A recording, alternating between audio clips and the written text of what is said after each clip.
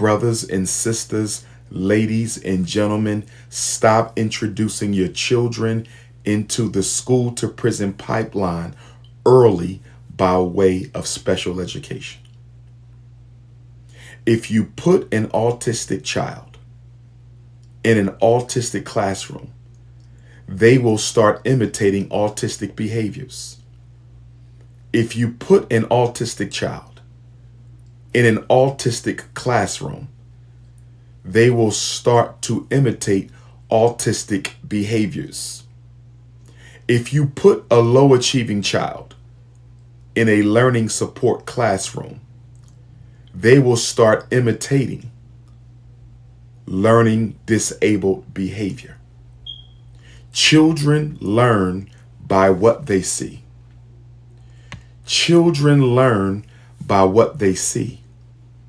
If you put them around misbehaving children in the emotional support classroom, they will start acting like the misbehaving children. You put them around learning disabled children, they will start acting like they're learning disabled. You put them around autistic children, they will start acting like they are autistic. Don't be so quick to get your child evaluated because you see a small problem. Work with the child. See, I need you to understand that you cannot separate the learned helplessness of Black people from the learned helplessness of Black parents. And you can't separate the learned helplessness of Black parents from the learned helplessness of Black children. We are very quick to quit as a people. Maybe not on our personal goals, but as a race, and when it comes to our children, we are very quick to throw in the towel and give up. He needs extra help. Well, if he needs extra reading help, if he needs extra math help, if he needs extra comprehension help, why didn't you consider a tutor? Why didn't you consider a tutor? Why didn't you consider a tutor? Tutoring will do more good to your child than special education ever would. Simply getting your son or daughter a tutor would do way more for them than special education ever could. But we have this problem as American Africans where we don't want to pay for something that the white power structure is supposed to give to us for free. We don't want to pay for things that the system should be providing us. And since the system knows that Black people aren't committed enough to pay for things that the system is giving out for free, they know that they will always have a monopoly on the minds of Black children because the Black community isn't interested in saving its own children. Most of our children, whether we be rich or whether we be poor, most of our children, whether we be rich or whether we be poor, most of our children are educated by Caucasians. I don't care if you make $1 billion a year, your child is taught by white people. I don't care if you make $1 million a year, your child is taught by white people. I don't care if you make $100,000 a year, your child is taught by white people. And more importantly, that's the way you want it to be. We believe the best education a Black child can get. We believe the best education that a Black child can get can only come from someone with pale skin. We believe in white supremacy as a people. If we didn't believe in white supremacy, special education would be out of business. We believe the teachers when they tell us our children can't learn without special help. We believe the teachers when they tell us their evaluations are fair and impartial. We believe the principal and the school psychologist and the counselor. We believe everything they say. We believe what they say about our children more than we believe what we think about our children. Let me say that again. Black people believe what is said about our children from non-Africans. We believe what people outside the community say more than what we believe about our own children.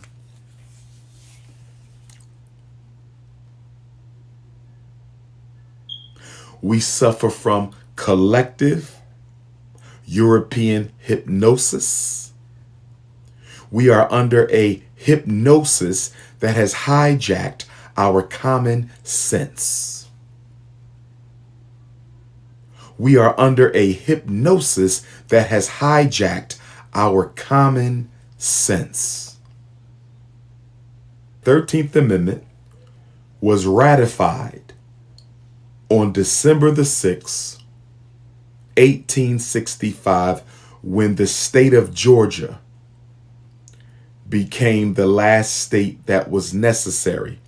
I believe you can only ratify an amendment with 3/5 or either 2/3 of the states approving it. In order for the amendment to become law, it has to be ratified by a certain amount of the states.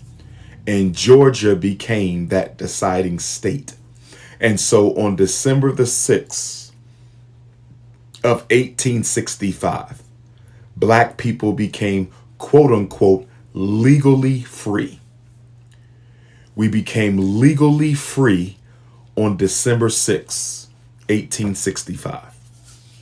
That's 159 years ago. Let me ask you all a question. After 159 years, can you explain to me why we don't own and control a single Black hospital in the United States? Yes, Howard University has a hospital, but it's not Black owned and independent. Yes, we have some HBCUs that have hospitals attached to them, but they're not Black owned, they're not independent. We don't own a single independent Black hospital in this country. Not one. And you never will, as long as your children are taught by people who are programming them to be slaves. Economic slaves, religious slaves, wage-owning slaves, slaves to materialism, social media slaves. If we want to change the destiny of Black America, if we want to change the destiny of Black America, you must change the educational paradigm for African children. There must be a paradigm shift in the education of Black children. This system we got of preschool, grade school, high school, and college, the system we got, it does not serve Black people. Our children are never given an education in self-determination. There is no education in self-determination for our children. Zero. Black children are not being taught how to stand on their own as a group of people. You may teach your children how to stand on their own as an individual, because American Africans love individuality. In fact, individuality is Black America's religion. Individualism is Black America's religion. We love individuality. We love individualism. We don't believe in unity, solidarity, or collectivism. We don't do unity. We don't do solidarity. We don't do collectivism. We do individualism, and that's why we always finish last. We will always finish last as long as we only raise our children to look out for themselves. We need community-based solutions. Our problems are community problems. They're not individual problems.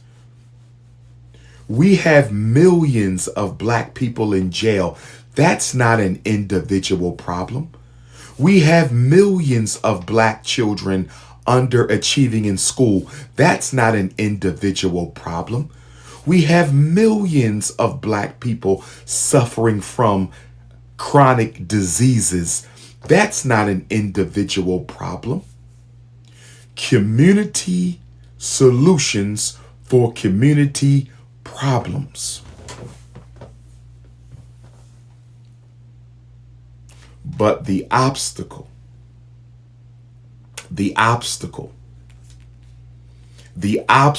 in the way of collective racial determination is the fact that most Black people have no faith in Black people's ability to change. And we have no faith in Black people's ability to overcome our challenges. We don't think we can win. And I need us to be honest about that, brothers and sisters.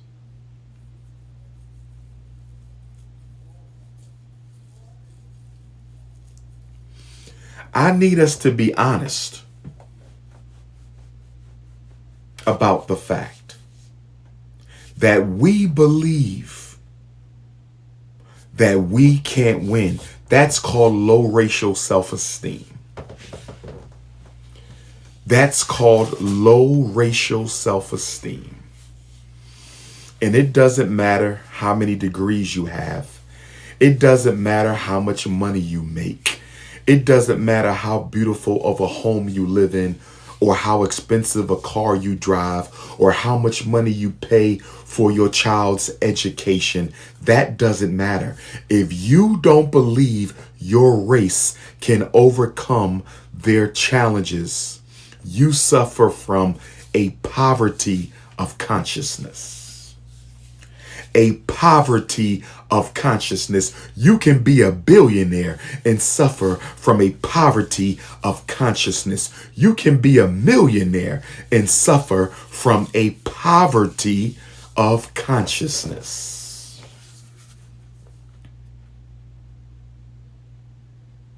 How many of you can admit you suffer from a poverty of consciousness, low racial self-esteem? You don't believe Black people can win.